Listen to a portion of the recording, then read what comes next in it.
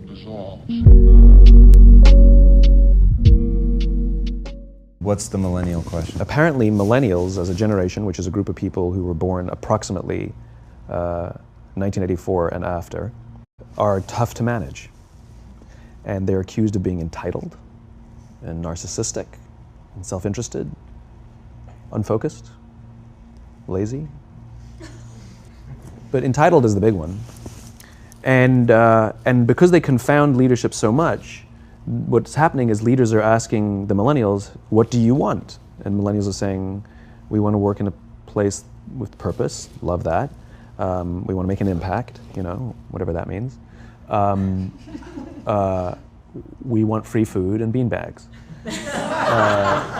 And so somebody articulates some sort of purpose, there's lots of free food and there's beanbags, and yet for some reason, they're still not happy. And that's because they're missing, there's a missing piece. What I've learned is that I can break it down into 4 pieces, right? There are four things, 4 characteristics. One is parenting, the other one is technology, the third is impatience, and the fourth is environment. The generation that we call the millennials, too many of them grew up subject to, not my words, failed parenting strategies, where, for example, they were told that they were special all the time. They were told that they could have anything they want in life, just because they want it, right? They were told, some of them got into honors classes, not because they deserved it, but because their parents complained. And some of them got A's, not because they earned them, but because the teachers didn't want to deal with the parents. Some kids got participation medals. They got a medal for coming in last, right? Which the science we know is pretty clear, which is it devalues the medal and the reward for those who actually work hard. And that actually makes the person who comes in last feel embarrassed because they know they didn't deserve it. So it actually makes them feel worse, right? So you take this group of people and they graduate school and they get a job and they're thrust into the real world, and in an instant they find out they're not special, their moms can't get them a promotion, that you get nothing for coming in last, and by the way, you can't just have it because you want it, right? And in an instant, their entire self-image is shattered. And so you have an entire generation that's growing up with lower self-esteem than previous generations. The other problem, to compound it, is we're growing up in a Facebook, Instagram world. In other words, we're good at putting filters on things. We're good at showing people that life is amazing even though I'm depressed, right? And so everybody sounds tough, and everybody sounds like they got it all figured out. And the reality is there's very little toughness, and most people don't have it figured out. And so when the more senior people say, well, what should we do? They sound like, this is what you gotta do. And they have no clue, right? So you have an entire generation growing up with lower self-esteem than previous generations, right? Through no fault of their own, right? They were dealt a bad hand, right? Now let's add in technology. We know that engagement with social media and our cell phones releases a chemical called dopamine. That's why when you get a text, it feels good, right? So we've all had it where you're feeling a little bit down or feeling a bit lonely, and so you send out 10 texts to 10 friends, hi, hi, hi, hi, hi, because it feels good when you get a response, right? Right? It's why we count the likes, it's why we go back 10 times to see if my Instagram is growing slower, did I do something wrong? Do they not like me anymore, right? The trauma for young kids to be unfriended, right? Because we know when you get it, you get a hit of dopamine, which feels good. It's why we like it, it's why we keep going back to it. Dopamine is the exact same chemical that makes us feel good when we smoke, when we drink, and when we gamble. In other words, it's highly, highly addictive, right? We have age restrictions on smoking, gambling, and alcohol, and we have no age restrictions on social media and cell phones, which is the equivalent of opening up the liquor cabinet and saying to our teenagers, hey, by the way, this adolescence thing, if it gets you down. But that's basically what's happening. Right? That's basically what happened. You have an entire generation that has access to an addictive, numbing chemical called dopamine through social media and cell phones as they're going through the high stress of adolescence. Why is this important? Almost every alcoholic discovered alcohol when they were teenagers. When we're very, very young, the only approval we need is the approval of our parents. And as we go through adolescence, we make this transition where we now need the approval of our peers. Very frustrating for our parents very important for us. It allows us to acculturate outside of our immediate families into the broader tribe, right? It's a highly, highly stressful and anxious period of our lives, and we're supposed to learn to rely on our friends. Some people, quite by accident, discover alcohol and numbing effects of dopamine to help them cope with the stresses and anxieties of adolescence. Unfortunately, that becomes hardwired in their brains, and for the rest of their lives, when they suffer significant stress, they will not turn to a person, they will turn to the bottle. Social stress, financial stress, career stress, that's pretty much the primary reasons why an alcoholic drinks, right? What's happening is, because we're allowing unfettered access to these dopamine-producing devices and media, basically it's becoming hardwired, and what we're seeing is, as they grow older, too many kids don't know how to form deep, meaningful relationships. Their words, not mine. They will admit that many of their friendships are superficial. They will admit that their friends, that they don't count on their friends, they don't rely on their friends, they have fun with their friends, but they also know that their friends will cancel on them if something better comes along. Deep, meaningful relationships are not there because they never practice the skill set, and worse, they don't have the coping mechanisms to deal with stress. So when significant stress starts to show up in their lives, they're not turning to a person, they're turning to a device, they're turning to social media, they're turning to these things which offer temporary relief. We know, the science is clear, we know that people who spend more time on Facebook suffer higher rates of depression than people who spend less time on Facebook, right? These things balanced. Alcohol is not bad, too much alcohol is bad. Gambling is fun, too much gambling is dangerous, right? There's nothing wrong with social media and cell phones. It's the imbalance, right? If you're sitting at dinner with your friends and you're texting somebody who's not there, that's a problem. That's an addiction. If you're sitting in a meeting with people you're supposed to be listening to and speaking, and you put your phone on the table, face up or face down, I don't care, that sends a subconscious message to the room that you're just not that important to me right now, right? That's what happens. And the fact that you cannot put it away is because you are addicted, right? If you wake up and you check your phone before you say good morning to your girlfriend, boyfriend, or spouse, you have an addiction. And like all addiction, in time, it'll destroy relationships, it'll cost time, and it'll cost money, and it'll make your life worse, right? So you have a generation growing up with lower self-esteem that doesn't have the coping mechanisms to deal with stress, right? Now you add in the sense of impatience, right? They've grown up in a world of instant gratification. You want to buy something, you go on Amazon, it arrives the next day. You want to watch a movie? Log on and watch a movie. You don't check movie times. You want to watch a TV show? Binge. You don't even have to wait week to week to week, right? I know people who skip seasons just so they can binge at the end of the season, right?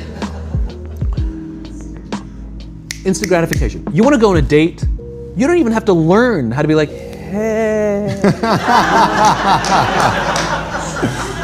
You don't even have to learn and practice that skill. You don't have to be the uncomfortable one who says yes when you mean no, and says no when you mean no, and yes when you don't have to swipe right. Bang, I'm a stud. Right? You don't have to learn the social coping mechanisms, right? Everything you want, you can have instantaneously. Everything you want, instant gratification, except job satisfaction and strength of relationships. There ain't no app for that. They are slow, meandering, uncomfortable, messy processes.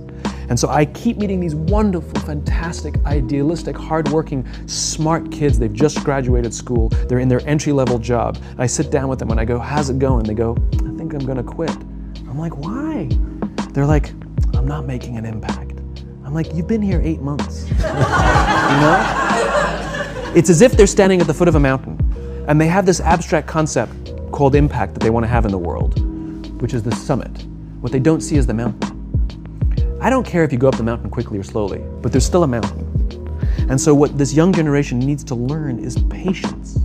That some things that really, really matter, like love, or job fulfillment, joy, love of life, self-confidence, a skill set, any of these things, all of these things take time. Sometimes you can expedite pieces of it, but the overall journey is arduous and long and difficult. And if you don't ask for help and learn that skill set, you will fall off the mountain, or you will, the worst case scenario, and we're already seeing it, the worst case scenario is we're seeing an increase in suicide rates, we're seeing an increase in this generation, we're seeing an increase in accidental deaths due to drug overdoses, we're seeing more and more kids drop out of school or take leaves of absence due to depression. Unheard of. This is really bad. The best case scenario those are all bad cases, right? The best case scenario is you'll have an entire population growing up and going through life and just never really finding joy. They'll never really find deep fulfillment in work or in life. They'll just waft through life and it'll be just, it's fine. How's your job? It's fine, the same as yesterday. How's your relationship? It's fine.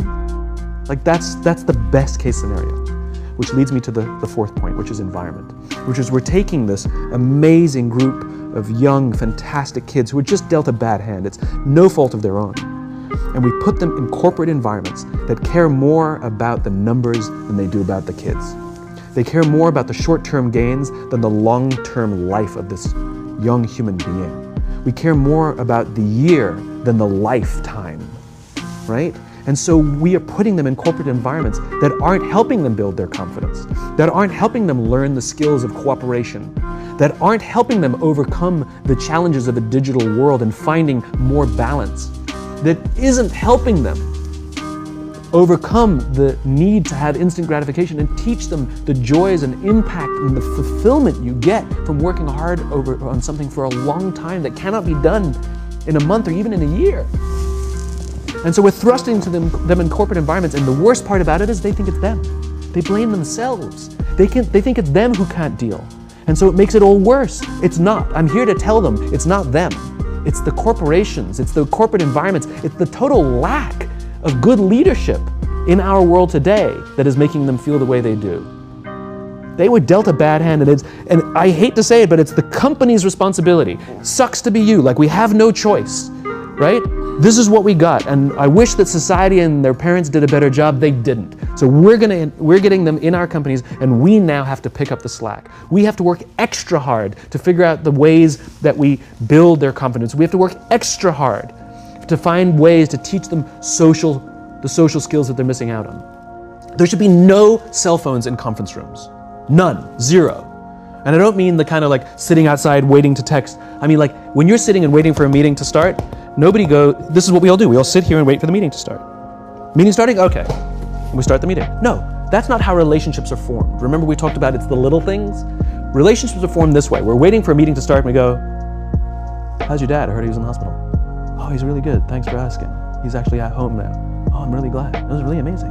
I know, it was really scary for me. That's how you form relationships. Hey, did you ever get that report done? Oh my God, no, I didn't. I'll help you out. Can I help you out with that? Really? That's how trust forms. Trust doesn't form at an event in a day. Even bad times don't form trust immediately. It's the slow, steady consistency. And we have to create mechanisms where we allow for those little innocuous interactions to happen. But when we allow cell phones in conference rooms, we just, okay, have the meeting. And then my favorite is like when there's a cell phone there and you go like this, you go. It rings and you go. I'm not gonna answer that. Like, Mr. Magnanimous, you know? When you're out for dinner with your friends, like I do this with my friends. When we're going out for dinner and we're leaving together, we'll leave our cell phones at home. Who are we calling? Maybe one of us will bring a phone in case we need to call an Uber or take a picture of our meal. That goes without saying, come on. I'm an idealist, but I'm not insane. You know? At a heathen. I mean, it looked really good. We'll take one phone. And so it's like an alcoholic. The reason you take the alcohol out of the house is because we cannot trust our willpower. We're just not strong enough. But when you remove the temptation, it actually makes it a lot easier. And so when you just say, don't check your phone, people literally will go like this. And somebody will go to the bathroom, and what's the first thing we do? Check the phone. Because I wouldn't want to look around the restaurant for a minute and a half, you know? But if you don't have the phone, you just kind of enjoy the world. And that's where ideas happen. The constant engagement is not where you have innovation and ideas. Ideas happen when our minds wander and we go, and you see something, I bet they could do that.